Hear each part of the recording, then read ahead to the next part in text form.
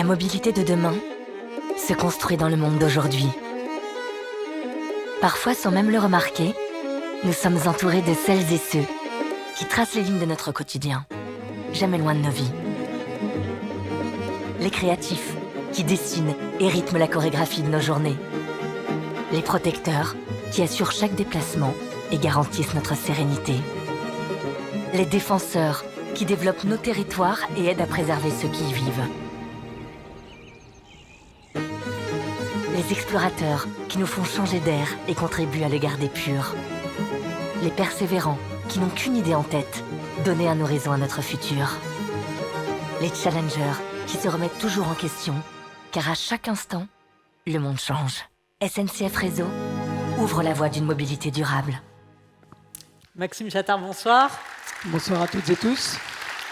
Le monde change grâce à la SNCF. Merci. Je voulais savoir ce que vous avez prévu, vous, à la SNCF, pour la région Bourgogne-Franche-Comté. Je crois que vous avez prévu il y avait de gros investissements prévus, notamment pour 2023. Où est-ce qu'on en est ?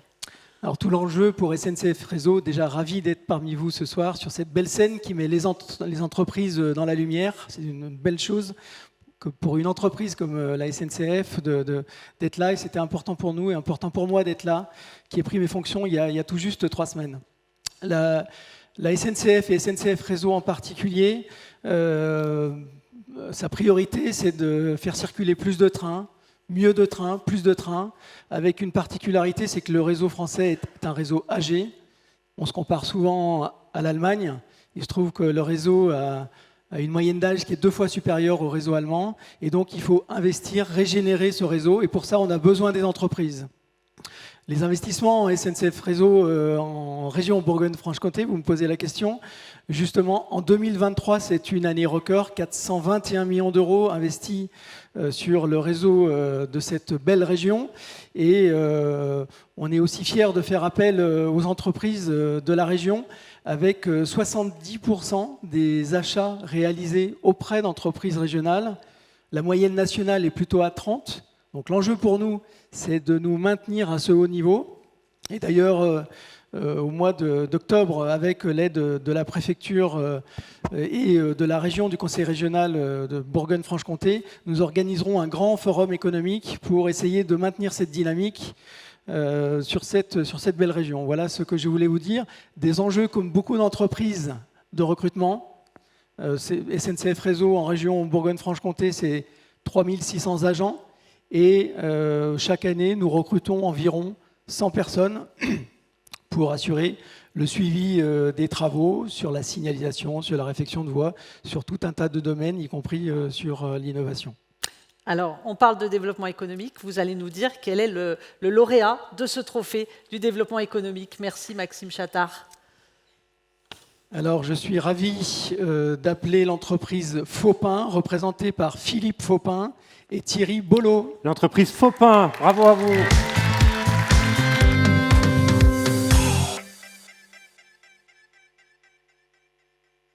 Vous êtes au siège de la société Faupin à Beaune. L'entreprise est créée depuis 1950. Notre spécialité, c'est les équipements matériels vitivinicoles. Et à travers une filiale qui s'appelle Amous Industrie, on a créé un département de production d'équipements spécialisés pour la vigne. On a développé un nouveau broyeur avec mes collègues Thierry Bollot et Dominique Lambert pour répondre à un besoin de la clientèle, pour avoir des broyeurs légers, pour pouvoir aller dans la vigne vraiment quand les conditions sont compliquées. C'est un besoin qui nous a été remonté par notre clientèle pour avoir une solution pour remplacer le brûlage actuellement fait sur les sarments, d'avoir un outil qui soit léger et peu gourmand en énergie. C'est une innovation qui est importante pour nous parce qu'elle répond à un enjeu économico-social. On sait qu'on a des bons retours clients, des bonnes qualités de broyage et demain on va pouvoir augmenter nos capacités de production. L'entreprise Faupin. Messieurs, bonsoir. Monsieur Faupin. Bonsoir à tous. Félicitations pour cette vraie innovation. Hein. Ça n'existait pas ailleurs, ce produit-là. Non. C'est-à-dire le chenillard existait, mais ce que vous avez fait dessus n'existait pas. Exactement. L'objectif, c'était d'avoir un chenillard. Mais c'est bien le micro.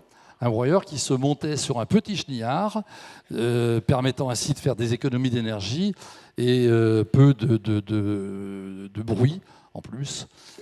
C'était un petit peu l'objectif. Et d'aller là où les enjambeurs, vous avez vu, j'ai révisé avant de venir, là où les enjambeurs ne peuvent pas aller. Exactement, on arrive à passer Justement, parce que quand on passe avec un enjambeur, on vend des enjambeurs. Hein, c'est notre cœur de métier. Et on avait une demande pour des produits qui permettent de passer dans des vignes qui soient un peu humides et qui permettent de passer sans faire trop de dégâts sur la terre. Bon, alors c'est un produit qui a demandé 3 ans de R&D. Oui. Hein, Voilà. 3 années de R&D.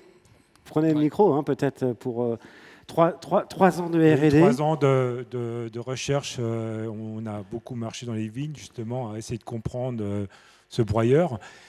Comment le faire, parce qu'un enjambeur en général fait à peu près 5000 kg. Aujourd'hui, ce broyeur et ce chenillard en fait que 600 kg. La consommation, on réduit de 80% en fait la consommation, donc c'est quand même important. Et puis on arrive à le déplacer facilement en fait dans les vignes, quoi. Bon, en tout cas, il est sorti au mois de février, ce produit, si je ne me trompe pas. Vous avez déjà 10 broyeurs en commande. Et puis, c'est quelque chose qui peut fonctionner en dehors. Alors, ça marche très bien dans la région parce que c'est fait pour. Mais ça peut fonctionner aussi en Champagne. Alors, oui, toutes les vignes étroites. On est parti, en fait, on a parcouru toute la France. On est parti dans l'Alsace, on est passé par Bordeaux, on est passé par la Champagne, enfin, tout l'endroit où il y a de la vigne, parce que des fois, c'est plus compliqué avec les montées, des verres et ainsi de suite.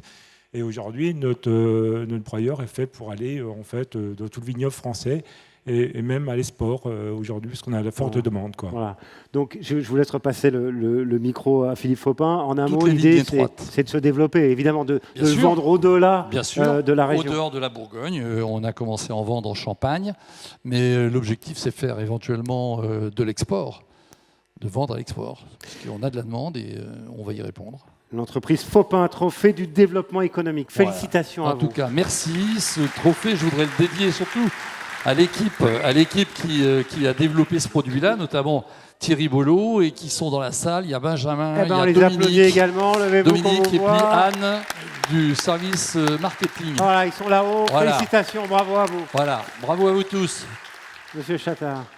Ravi qu'une grande entreprise publique remette à une entreprise familiale comme l'entreprise Faupin ce trophée. Et peut-être qu'un jour, une innovation comme la vôtre viendra au bord des voies ferrées. Merci beaucoup.